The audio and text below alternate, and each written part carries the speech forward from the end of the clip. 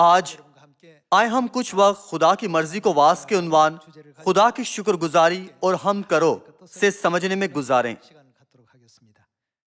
ہم پہلا تھسلنیکیوں باب 5 آیت 14 سے پڑھتے ہیں، اور اے بھائیو، ہم تمہیں نصیحت کرتے ہیں کہ بے قاعدہ چلنے والوں کو سمجھاؤ، کم ہمتوں کو دلاسا دو، کمزوروں کو سنبھالو، سب کے ساتھ تحمل سے پیش آؤ۔ خبردار، کوئی کسی سے بدی کے عوض بدی نہ کرے، بلکہ ہر وقت نیکی کرنے کے در پہ رہو، آپس میں بھی اور سب سے۔ ہر وقت خوش رہو، بلا ناغہ دعا کرو، ہر ایک بات میں شکر گزاری کرو، کیونکہ مسیح یسوع میں تمہاری بابت خدا کی یہی مرضی ہے۔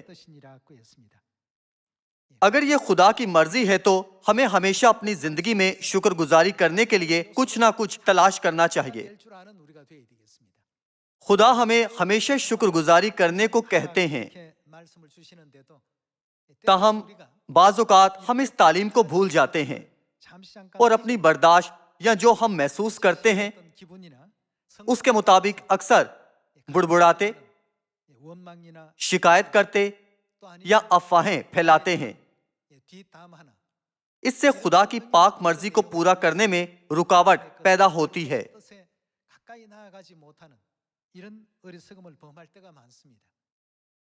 ہمارے آس پاس کے تمام حالات و واقعات میں شکر گزاری کرنے لائق بہت کچھ ہوتا ہے۔ ایک اخبار کے صحافی نے ہمارے چرچ کے ہیڈ آفس کا دورہ کیا اور انٹرویو کے دوران ہم سے پوچھا کہ آپ کووڈ 19 کے بارے میں کیا سوچتے ہیں۔ بے شک یہ دل شکن ہے کہ کووڈ 19 ایسی بیماری ہے جس نے بے شمار لوگوں کی جان لے لی ہے، تاہم اس نے مجھے سوچنے پر مجبور کیا کہ کیا کچھ ایسا ہے جس کے لیے ہم اس عالمی وبا میں شکر گزاری کر سکتے ہیں۔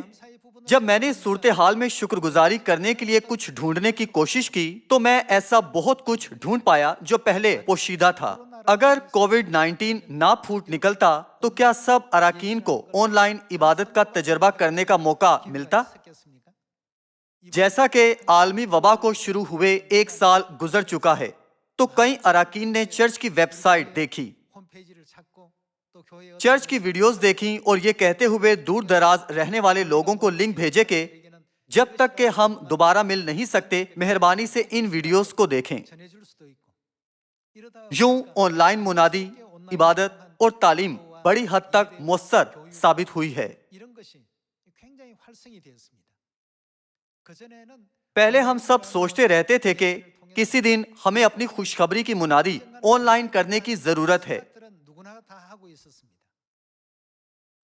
اور جیسے ہی یہ صورتحال واقع ہوئی تو ہم خوشخبری کے ایسے ہتھیار ڈھونڈ پائے جو پہلے ہم نے کبھی دریافت نہیں کیے تھے۔ اب ہم خبریں سن سکتے ہیں کہ کئی اراکین نے ہمارے آن لائن واز اپنے جان پہچان والوں، دوستوں اور خاندانوں کو بھیجے اور وہ آن لائن منادی سے پرفضل پھل لا رہے ہیں۔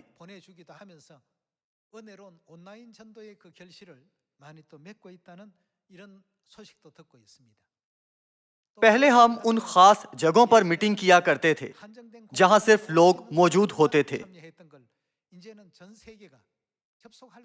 تاہم اب کوئی بھی میٹنگ میں شامل ہو سکتا ہے اگر اس کے پاس انٹرنیٹ موجود ہے۔ وہ اراکین جو دور ہونے کے باعث پہلے شامل نہ ہو سکتے تھے اب چرچ کی بہت سی آن لائن تقاریب میں شامل ہو سکتے ہیں۔ یہ مجھے سوچنے پر مجبور کرتا ہے کہ واقعی ہمیں شکر گزار ہونے کی راہ ڈھونڈنی چاہیے، نہ کہ کسی بھی طرح کے حالات میں شکایت کریں اور بڑبڑائیں۔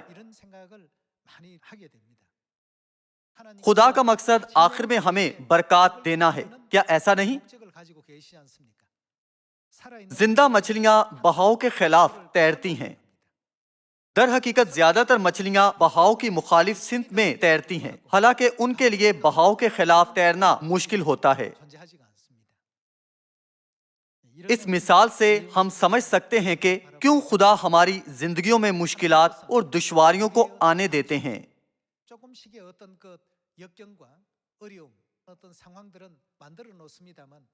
ماضی میں بہت سے ایسے معاملات تھے جن پر ہم نے زیادہ توجہ نہیں دی تھی. پہلے شاید ہم نے ان معاملات پر 10% توجہ کی ہو، تاہم 70، 80 یا 100% ان پر توجہ کرنے کی وجہ سے ہم خدا کی سچی مرضی اور زیادہ معلوم کر سکتے ہیں.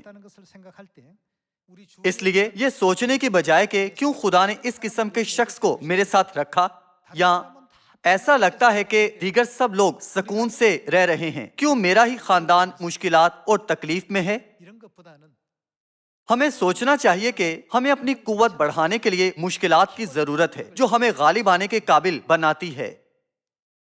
اس وجہ سے ہموار راستے کی نسبت ابتدائی کلیسیا کے وقت اور اس موجودہ خوشخبری کے زمانہ میں خدا نے اپنے عزیز فرزندوں کی راہوں میں کیا رکھا کہ وہ آہستہ آہستہ ان پر غالب آئیں. خدا ہمارے لیے مشکلات اور پریشانیوں کو رکھتے ہیں کہ ہم غالب آئیں. ان پر غالب آتے ہوئے ہم وہ سیکھتے ہیں جس کا ہم نے تجربہ نہیں کیا ہوتا. تاہم مشکلات کا تجربہ کیے بغیر ہم زیادہ نہیں سیکھیں گے کیونکہ ہم ان پر خاطر خواہ توجہ نہیں دیتے. تاہم اب پریشانیوں کے ساتھ ان مسائل کو حل کرنے کے لیے غیر معمولی توجہ دیتے ہوئے ہم 90 یا 100% سیکھیں گے. اسی لیے خدا نے کہا ہر بات میں شکر گزاری کرو. ہر بات میں شکر گزاری کرنے کے لیے خدا نے ہمیں بہت کچھ دیا ہے. ہمیں اس پر اعتقاد رکھنا ہے اور خدا کو شکر، تمجید اور جلال دینا ہے، یہ سوچنے کی بجائے کہ اگرچہ میں خدا پر ایمان رکھتا ہوں تو کیوں مجھ پر یہ سب مشکلات آئی ہیں. ہمیں سوچنا چاہیے کہ یہ مسئلہ اور بھی زیادہ دشوار ہو سکتا تھا، لیکن خدا نے اسے کہیں زیادہ آسان بنا دیا ہے کیونکہ میں خدا پر اعتقاد رکھتا ہوں. اس مسئلے سے میرا خاندان بکھر سکتا تھا، لیکن خدا نے محض اس کا معمولی سا حصہ رونما ہونے دیا تاکہ ہم اس پر غالب آ کر حکمت پائیں. جب ہم شکر گزاری کرتے ہیں تو خدا شکر گزاری کے لیے اور زیادہ چیزیں پیدا کرتے ہیں.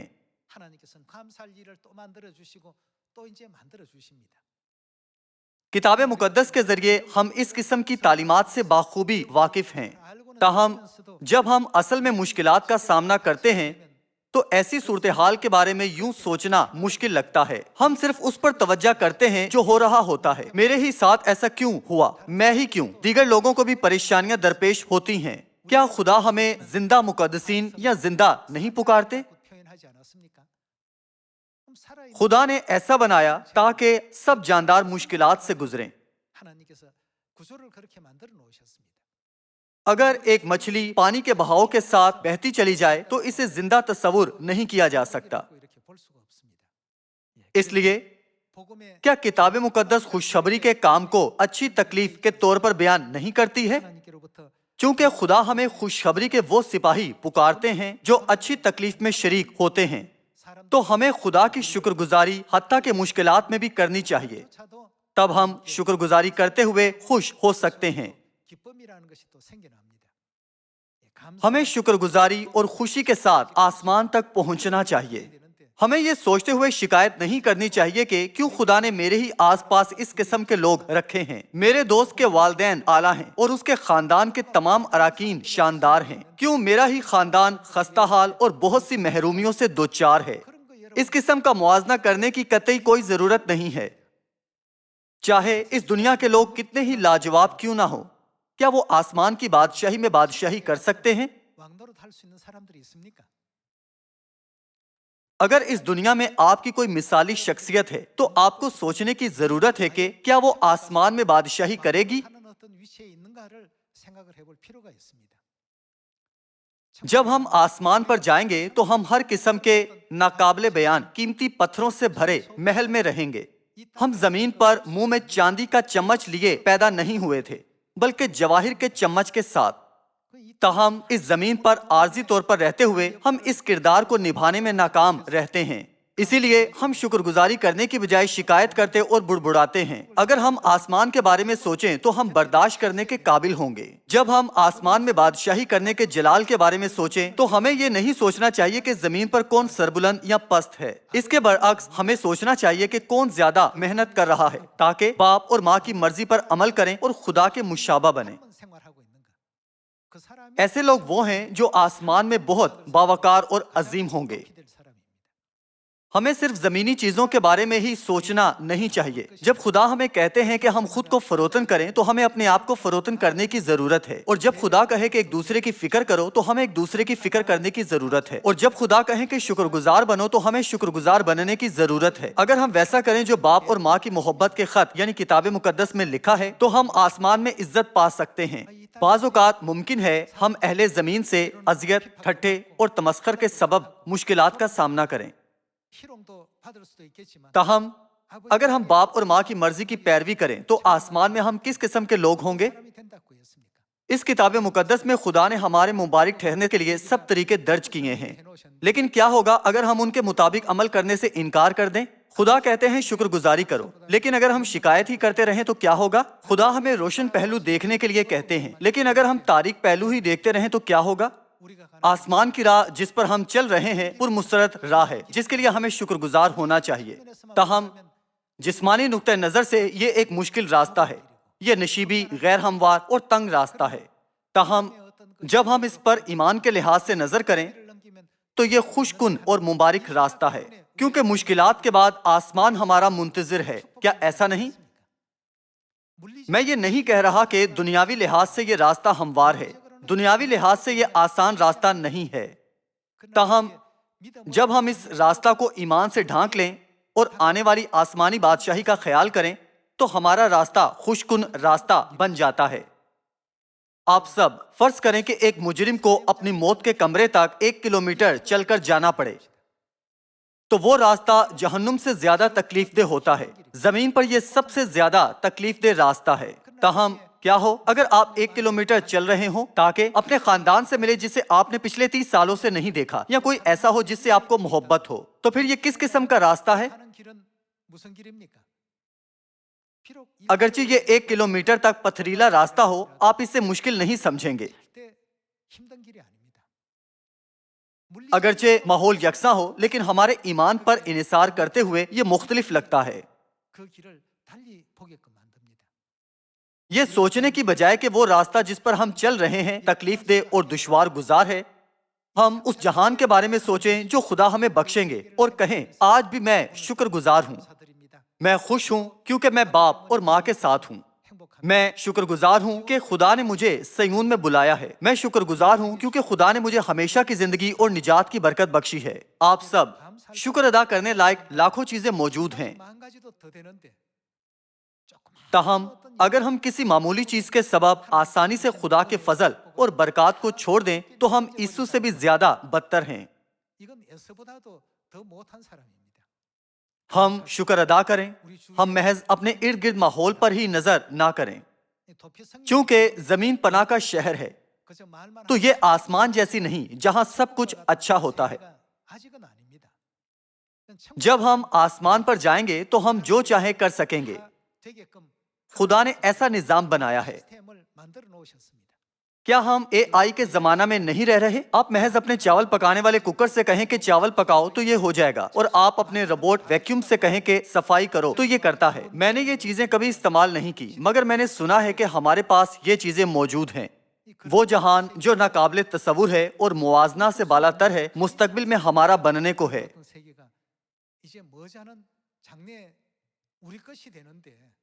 यही वजह है कि हमें खुशी और शुक्रगुजारी के साथ बर्दाश्त करना चाहिए। एक वजह है कि हमें साबिर और बर्दाश्त करने वाला बनना चाहिए। एक वजह है कि हमें एक दूसरे की फिक्र करनी चाहिए। क्या हमें खुद को फरोतन करने की वजह मौजूद नहीं है? जैसा कि हम इस पर गौर व फिक्र करने में नाकाम रहते हैं, बल्कि हमेशा चीजों का जिस्मानी नुक्ते नजर से अंदाजा लगाने की कोशिश करते हैं, तो हम सिर्फ उन चीजों को देखते हैं जो ऐन हमारे सामने होती हैं। बाज़ औक़ात इसी वजह से हम काम के बोझ के सबब से उकताने लगते हैं। असल में ऐसा नहीं कि काम ज्यादा होता है, बल्कि हम इसे संभाल नहीं सकते। चूंकि हम इसे करने के लिए संभाल नहीं सकते तो हम उकता जाते हैं। इसीलिए खुदा ने कहा है कि हर बात में शुक्रगुजारी करो और खुश रहो। इस आलमी वबा कोरोना वायरस में बेशुमार लोगों ने अपनी नौकरियां खो दी हैं और अब यहाँ वहाँ नौकरी की तलाश में भटक रहे हैं। ताहम बाप और माँ ने हमें ऐसे हालात बख्शे हैं जो आसमान पर जाने तक थके बगैर हमें काम करने की इजाजत देते हैं। अगर हम शुक्रगुजारी ना करें तो हम मादी दुनिया के बारे में सोचते रहेंगे। اگرچہ بیرونی ماحول بدلتا ہے پر آسمانی بادشاہی ہرگز نہیں بدلتی. آسمان ہمیشہ وہی رہتا ہے جہاں وہ ہے. آسمان کی خواہش کرتے ہوئے ہمیں آگے بڑھنا چاہیے. صحیح؟ آئے ہم عبرانیوں باب 9 آیت 27 سے دیکھتے ہیں. اور جس طرح آدمیوں کے لیے ایک بار مرنا اور اس کے بعد عدالت کا ہونا مقرر ہے، اسی طرح مسیح بھی ایک بار بہت لوگوں کے گناہ اٹھانے کے لیے قربان ہو کر دوسری بار بغیر گناہ کے نجات کے لیے ان کو دکھائی دے گا جو اس کی راہ دیکھتے ہیں. خدا دوسری بار جس میں اس زمین پر آئیں گے، اس نبوت کے تعلق سے ایک بات ہے جس کے بارے میں ہمیں سوچنے کی ضرورت ہے. آپ لفظ ٹروما کو جانتے ہیں، صحیح؟ اس سے مراد ایسا جذباتی رد عمل ہوتا ہے جو کسی تکلیف دہ سانحہ کا تجربہ کرنے پر کسی کو ہوتا ہے، اور پھر وہی تکلیف دوبارہ محسوس کرتا ہے جب پہلے جیسے حالات ہوتے ہیں، حالانکہ ایسا دوبارہ نہیں ہوتا ہے. بنی آدم کو بچانے کی غرض سے 2000 سال پہلے خدا جسم میں زمین پر آئے تھے. جب وہ آئے تو انہوں نے بنی آدم کو بتایا کہ کیسے آسمان پر جا سکتے ہیں. اس کی وجہ یہ ہے کہ گناہگار خود سے راہ کو جان نہیں سکتے. ہمارے آسمانی لوگ بننے کے لیے خدا نے تمام طریقے بیان کیے تھے، تاہم یہودیوں نے مجسم خدا پر کانٹوں کا تاج رکھا، نیزے سے ان کی پسلی چھیدی اور انہیں مصلوب کر دیا، کیونکہ جس طرح وہ آئے تھے وہ ان کے سیکھے عام فہم سے مطابقت نہیں رکھتا تھا. ان کا درد اتنا شدید تھا کہ کتاب مقدس میں لکھا ہے کہ دعا کے دوران ان کا پسینہ خون کی بوندیں بن کر زمین پر ٹپکتا تھا. اس کی وجہ یہ تھی کہ وہ ایسی تکلیف دہ صورتحال کے بارے میں سوچ رہے تھے. اس کے متعلق محض ان کے سوچنے پر بات ختم نہیں ہوئی تھی، بلکہ اصل میں ان کی تصدیق کی گئی، تھوکا گیا اور مصلوب کیے گئے تھے. حتیٰ کہ لوگوں نے ان کے کپڑوں پر کرے ڈالے اور باری باری اسے پہننے کی کوشش کرتے رہے. باپ نے انتہائی شدید ذلت برداشت کی تھی اور ایسا بدترین درد جو کبھی کسی انسان نے محسوس نہیں کیا تھا. مگر انہوں نے دوبارہ اس جگہ آنے کا وعدہ کیا جہاں انہیں اس قسم کے ٹروما کا تجربہ ہوا تھا. اگر کسی گلی میں آپ کسی ڈاکو کے پھندے میں پھنسے ہوں تو کیا آپ واپس اس گلی میں جانا چاہیں گے، چاہے دن کا وقت ہو یا رات کا؟ لیکن ہمارے خدا دوبارہ اس جگہ آئے جہاں انہیں ایسے ٹروما کا تجربہ ہوا تھا. وہ کیوں واپس آئے تھے؟ کیا وہ سونا لینے واپس آئے تھے؟ وہ واحد سیارہ جہاں خدا کے ساتھ ناقابل رحم اور ٹروما کی حد تک ظلم کیا گیا تھا زمین ہے. آپ کے خیال سے کیوں باپ اس جگہ واپس آئے تھے؟ خدا ہماری نجات کے لیے آئے تھے. باپ کے آنے تک چونکہ ہم نجات نہیں پا سکتے تھے، اس لیے خدا آئے. حالانکہ یہ ایسی جگہ ہے جہاں انہیں ٹروما کا تجربہ ہوا تھا. بھائیوں اور بہنوں، جب ہم اس عظیم محبت کے بارے میں سوچیں جو خدا ہمیں دے رہے ہیں تو ہم ان معمولی باتوں پر جن کا ہم تجربہ کر رہے ہیں غالب آ سکتے ہیں، حتیٰ کہ دیگر بھائیوں اور بہنوں کی طرف سے تکلیف دہ اور غیر منصفانہ باتوں پر بھی. ہمارے خدا نے اس سے کہیں زیادہ بڑا درد سہا اور خاموشی سے صبر رکھتے ہوئے اس راہ پر چلے تھے. لیکن کیا ہوگا اگر ہم خدا کے فرزند اس قسم کی راہ پر نہ چل سکیں؟ کیا ہم مناسب طور پر خدا کی مرضی پر عمل پیرا ہیں؟ ہمیں کم از کم ایک بار اس کے بارے میں سوچنے کی ضرورت ہے. آسمانی باپ زمین پر آئے جہاں انہیں شدید ترین حد تک ٹروما کا تجربہ ان آسمانی گناہگاروں کے لیے ہوا جن کا مقدر موت تھا. تو پھر آج سے ہمیں اپنی زندگیاں کیسے گزارنی چاہیے؟ کیا آپ نے کبھی باپ اور ماں سے کہا ہے آپ نے دوسرے اراکین کے لیے ایسا کیوں کیا اور میرے لیے نہیں کیا؟ ہمیں ہمیشہ خوش رہنا چاہیے، ہمیں شکر گزاری کرنی چاہیے. اب ہمیں ضرور بالغ بننا چاہیے. اگر میرے گرد سب لوگ ہمیشہ وہ کریں جو میں انہیں کرنے کو کہتا ہوں تو میرے لیے کانٹوں کے تاج کا کردار کون ادا کر سکتا ہے؟ کون نیزے کا کردار ادا کر سکتا ہے جو مجھے چھیدے؟ کیا ہم کہہ سکتے ہیں کہ ہم باپ کے مشابہ ہیں اور اعتماد رکھتے ہیں کہ ہم ماں کے مشابہ ہیں؟ ان مشکلات سے ہمیں خدا کے مشابہ ہونے کے لیے خود کو بدلتے رہنا چاہیے. اگر ہم ہر طرح سے باپ اور ماں کے مشابہ ہوں تو ایسا کچھ نہیں کہ جب ہم آسمان پر جائیں تو آسمانی دروازوں کے محافظ فرشتوں کو جانچنے کی ضرورت ہو۔ بذات خود ہماری مشابہت ہی صداقت کی سند ہے، یہ سند یافتہ پڑتال ہے۔ چونکہ صرف ان کے بچے خدا باپ اور خدا ماں کے مشابہ ہو سکتے ہیں تو فرشتے کہیں گے آؤ ان دروازوں سے داخل ہو۔ ہمیں پرفضل طور پر باپ اور ماں کے راستے پر چلنا چاہیے، اور جب ہم ان کی راہ پر چلیں تو ہمیں کیا کرنا چاہیے؟ ہمیں شکر گزاری کرنی چاہیے۔ خدا نے ہمیں یہاں وہاں بہت سی ایسی چیزیں بخشی ہیں جن کے لیے ہم شکر ادا کریں۔ اس کے برعکس ہم شاید ہر روز یہ کہتے ہوئے شکایت کرتے ہوں مجھے یہ چاہیے یا مجھے وہ چاہیے، اور ایک بار بھی نہ کہتے ہوں آپ کا شکریہ۔ جب ہم نابالغ تھے ہم باپ اور ماں سے یوں دعا کرتے تھے کہ برائے کرم میرے لیے یہ اور وہ کیجیے، تاہم ایک بار جب ہم بالغ بن جائیں تو ہمیں کہنا چاہیے کہ ہر چیز کے لیے آپ کا شکریہ، آپ کی حمد ہو۔ مکاشفہ کی کتاب میں کیا کہا گیا ہے؟ آسمان میں فرشتے اور 24 بزرگ کیا کرتے ہیں؟ ہر روز وہ کہتے ہیں آپ قدوس ہیں، ہم صرف آپ کی حمد کرتے ہیں۔ کوئی یہ نہیں کہتا آپ نے مجھ پر تھوڑا فضل کیوں کیا جبکہ آپ نے اس رکن پر زیادہ فضل کیا۔ اس قسم کی باتیں آسمان پر وجود نہیں رکھتی۔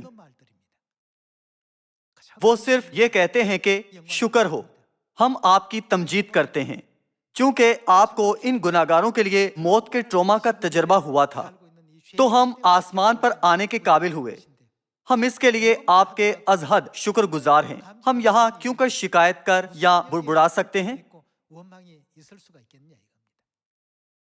اسی لیے وہ ہر بات میں شکر گزاری کرتے اور ہمیشہ خدا کی حمد کرتے ہیں، یہاں تک کہ اگر اس عالمی وبا کرونا وائرس سے بھی زیادہ شدید مشکل آ جاتی ہے تو ہمیں ہرگز خدا کو بھولنا نہیں چاہیے۔ ہم ہمیشہ خدا کی عظیم محبت کو ذہن میں رکھیں۔ ہم لوکا باب 5 آیت 21 سے دیکھتے ہیں، اس پر فقیہ اور فریسی سوچنے لگے کہ یہ کون ہے جو کفر بکتا ہے، خدا کے سوا اور کون گناہ معاف کر سکتا ہے؟ یسوع نے ان کے خیالوں کو معلوم کر کے جواب میں ان سے کہا تم اپنے دلوں میں کیا سوچتے ہو؟ آسان کیا ہے، یہ کہنا کہ تیرے گناہ معاف ہوئے یا یہ کہنا کہ اٹھ اور چل پھر؟ لیکن اس لیے کہ تم جانو کہ ابن آدم کو زمین پر گناہ معاف کرنے کا اختیار ہے۔ آسمانی باپ اور آسمانی ماں نے نئے عہد کی سچائی کا اعلان اپنے ان فرزندوں کو کیا جو گناہ کے بھاری بوجھ تلے زندگی گزار رہے تھے تاکہ ہم معاف کیے جا سکیں۔ کیا دنیا کے لوگ نئے عہد کو جانتے ہیں؟ کیا وہ جانتے ہیں کہ گناہوں کی معافی کیسے حاصل کریں؟ کیا وہ مجسم خدا کو جانتے ہیں جو گناہوں کو معاف کرنے کے اختیار کے ساتھ آئے تھے؟ ہمارے بارے میں کیا خیال ہے؟ ہم نے بڑا فضل پایا ہے اور بہت کچھ جانتے ہیں، تاہم جاننا کافی نہیں ہے۔ ہمیں اس سب کے لیے جو ہم جانتے ہیں شکر اور حمد کرنی چاہیے۔ ہم خدا باپ اور خدا ماں یعنی روح اور دلہن کی خدمت کر رہے ہیں جو صرف اتنا کہہ کر ہمارے لاکھوں سالوں سے معاف نہ ہوئے گناہوں کو مٹا سکتے ہیں کہ تمہارے گناہ معاف ہوئے۔ ہم قادر مطلق خدا کی خدمت کر رہے ہیں، لہٰذا ہمیں اپنا ایمان اور آسمان کی امید کھوئے بغیر اس دنیا کے پھندے میں نہیں پھنسنا یا کسی معمولی چیز کی وجہ سے اپنی روح کو نہیں بگاڑنا ہے۔ قادر مطلق خدا ہمارے ساتھ ہیں۔ کیا خدا نے نئے عہد کی فسح کے وسیلہ اعلان نہیں کیا کہ جو میرا گوشت کھاتا اور میرا خون پیتا ہے وہ ہمیشہ کی زندگی اور گناہوں کی معافی پاتا ہے؟ لوگ کہتے ہیں کہ چونکہ معیشت بہتر ہوئی ہے تو لوگ معمولی سی پریشانی سے زیادہ بے صبر ہو جاتے ہیں۔ پرانے دنوں میں یہ فطری تھا کہ زیادہ لوگ ایک کمرے میں رہتے تھے۔